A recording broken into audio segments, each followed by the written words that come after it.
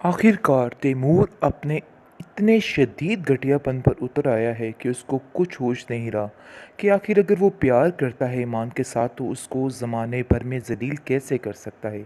कैसे वो कह सकता है कि वो ईमान से प्यार करता है। इस कदर लालची इंसान है कि पता नहीं बस इसका क्या होगा। लेकिन ईमान भी लगता है कि इससे खौफज़दा नहीं होगी, बल्कि इसका डट के मुकाबला करेगी। ये बात तो वक्त ही बताएगा। लेकिन जी आप देखेंगे कि वो काफ़ी हैरान होती है और कहती है कि आखिर तुम्हें शर्म नहीं आती।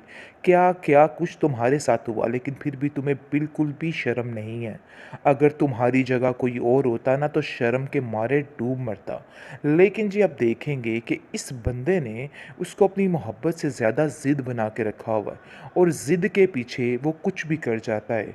बस यही काम ये बंदा करना चाह रहा है और चाहता है कि सारे मामलात जो हैं वो ख़त्म हो जाएं। लेकिन अब उसको पता चल चुका है कि बिलाल इसके साथ है, बट वो ये नहीं जानता है कि बिलाल किस पोस्ट पर है। जब उसको अंदाज़ा होगा तो उसके रोंगटे खड़े हो जाएंगे। जैसे ही ज़ारा बात करती है कि तुम्हारा और ईमान का फिर से वही दोबारा सिस्टम स्टार्ट हो गया है, जिसको सुनकर वो काफ़ी गुस्से में आ जाता है और कहता है कि जाओ अपने भाई से पूछो जाके कि वो ईमान के साथ क्या कर रहा है। मुझे तो कुछ समझ नहीं आ रही कि आप लोग क्या चाहते हो। तुम भी ये बात जानती होगी क्योंकि वो तुम्हारा भाई है और हर चीज़ का तुम्हें इल्म होगा। अब ये मत कहना कि तुम्हें किसी बात का कुछ पता नहीं।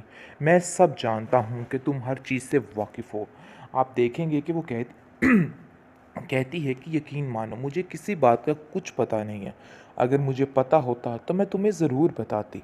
लेकिन जी दूसरी तरफ लैला अपने आप को काफ़ी तन्हा महसूस कर रही है क्योंकि उसको अंदाज़ा हो चुका है कि जो कुछ हुआ सो हुआ, लेकिन अब उसके साथ कोई नहीं है।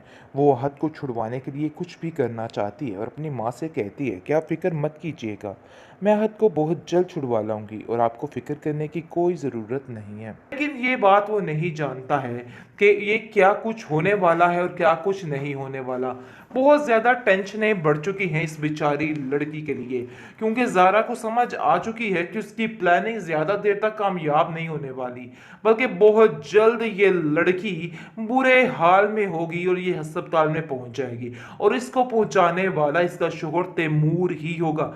तैमूर ही सारी प्लानिंग करेगा और हर चीज़ की तबाही व बर्बादी भी तैमूर ही करने वाला है। सो आप देखिए कि किस तरीके से तैमूर की अपनी बर्बादी होती है। वो समझ रहा है कि वो ये दूसरों पर इल्ज़ाम तराशी करके हर चीज़ को हैंडल कर लेगा, लेकिन ये उसकी बहुत बड़ी गलतफहमी है। ऐसा वैसा कोई सीन नहीं होने वाला। बहुत जल्द बिलाल इन लोगों को ऐसा ठिकाना लगाने वाला है कि ये लोग याद रखेंगे, क्योंकि जिस तरीके ने ईमान ने मदद की थी बिलाल की, आज वही मोड़ आ चुका है।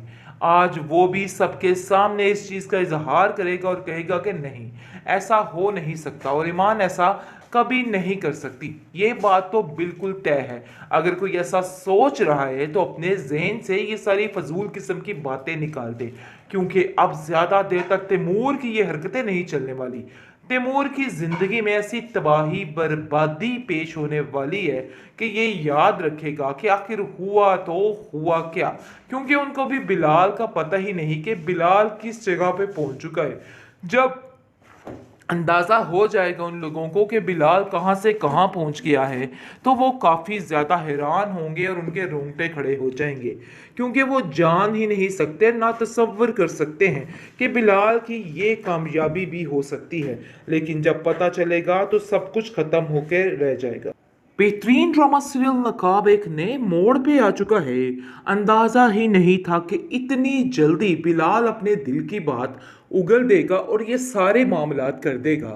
यकीन मानिए इसके इन अल्फाज ने तो बिल्कुल हैरान करके रख दिया है कि आखिर ये सब कुछ इतनी आसानी से इतनी जल्दी कैसे हो गया है। लेकिन जी ईमान को ये ज़्यादा देर तक रास नहीं आती हैं। ये उस बेचारी का बहुत बड़ा मसला है। जैसा कि आपने देखा कि किस तरीके से उसको पहले तो जलील करने की कोशिश की गई उसको रोका गया इन सब कामों से, लेकिन वो लड़की बाज नहीं आई। लेकिन तैमूर को ये बात बर्दाश्त नहीं हुई। तैमूर ने उसको जलील करवाने के लिए इतनी घटिया साजिशें शुरू कर दी कि उस पर रिश्वत के इल्ज़ाम और न जाने क्या क्या लगाना शुरू कर दिया। ये बात बिल्कुल भी बर्दाश्त नहीं होगी बिलाल को जब उसको पता चलेगा कि आखिर उसकी मंगेतर के साथ ये सब कुछ क्या हो रहा है। इस चीज़ को वो कतई बर्दाश्त नहीं करेगा और कहेगा चाहे लाख लोग मुझ पर इल्ज़ाम लगाएं इस पर ईमान पर, लेकिन मैं ईमान की गवाही देता हूँ कि वो इस किस्म की नहीं है, बल्कि अपने काम को पूरे अपने फ़राइज़ को पूरी ईमानदारी के साथ निभाती है। इसलिए इन बातों पे मैं कभी यकीन नहीं करता। दूसरी तरफ जी आप देखेंगे कि बिल्कुल ज़ारा की परवाह बाकी नहीं रही है इस इंसान को, ना पहले थी ना अब है। लेकिन ज़ारा को अब समझ आ गई है और वो खोल के हर चीज़ को रख रही है और साफ साफ बता रही है कि तुम जो कुछ करना चाह रहे हो ना, ये सरासर गलत है। अभी भी ईमान की यादों में खो के हर चीज़ की तबाही तुम करते जा रहे हो। तुम्हें नहीं पता है कि तुमने किस तरीके से क्या क्या खो दिया है, लेकिन अपने हाथों से ही ये सारा की जिंदगी को तबाह बर्बाद करके रख देगा। दूसरी तरफ लैला भी नहीं जानती है कि बिलाल किस ओहदे पर पहुंच चुका है और वो कहां से कहां तक जाने वाला है। ये लड़की समझ रही है कि वो कहीं धिक्के खा रहा होगा और दर दर की ठोकरें खा रहा होगा और ख्वाहिश कर रहा होगा कि काश वो लैला बेगम को ना छोड़ता, लेकिन ये बात वो नहीं जानता है कि ये क्या कुछ होने वाला है और क्या कुछ नहीं होने वाला। बहुत ज़्यादा टेंशनें बढ़ चुकी हैं इस बेचारी लड़की के लिए, क्योंकि ज़ारा को समझ आ चुकी है कि उसकी प्लानिंग ज़्यादा देर तक कामयाब नहीं होने वाली, बल्कि बहुत जल्द ये लड़की बुरे हाल में होगी और ये अस्पताल में पहुंच जाएगी और इसको पहुंचाने वाला इसका शोहर तैमूर ही होगा। तैमूर ही सारी प्लानिंग करेगा और हर चीज की तबाही व बर्बादी भी तैमूर ही करने वाला है। सो आप देखिए कि किस तरीके से तैमूर की अपनी बर्बादी होती है। वो समझ रहा है कि वो ये दूसरों पर इल्जाम तराशी करके हर चीज को हैंडल कर लेगा, लेकिन ये उसकी बहुत बड़ी गलतफहमी है। ऐसा वैसा कोई सीन नहीं होने वाला।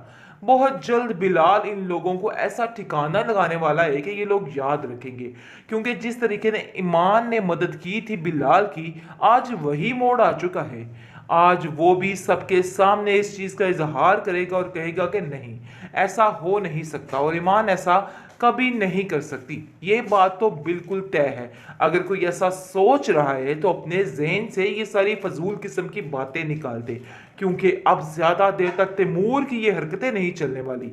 तैमूर की जिंदगी में ऐसी तबाही बर्बादी पेश होने वाली है कि ये याद रखेगा कि आखिर हुआ तो हुआ क्या, क्योंकि उनको भी बिलाल का पता ही नहीं कि बिलाल किस जगह पे पहुंच चुका है। जब अंदाज़ा हो जाएगा उन लोगों को कि बिलाल कहाँ से कहाँ पहुँच गया है, तो वो काफ़ी ज़्यादा हैरान होंगे और उनके रोंगटे खड़े हो जाएंगे, क्योंकि वो जान ही नहीं सकते, ना तसव्वुर कर सकते हैं कि बिलाल की ये कामयाबी भी हो सकती है। लेकिन जब पता चलेगा तो सब कुछ ख़त्म होकर रह जाएगा।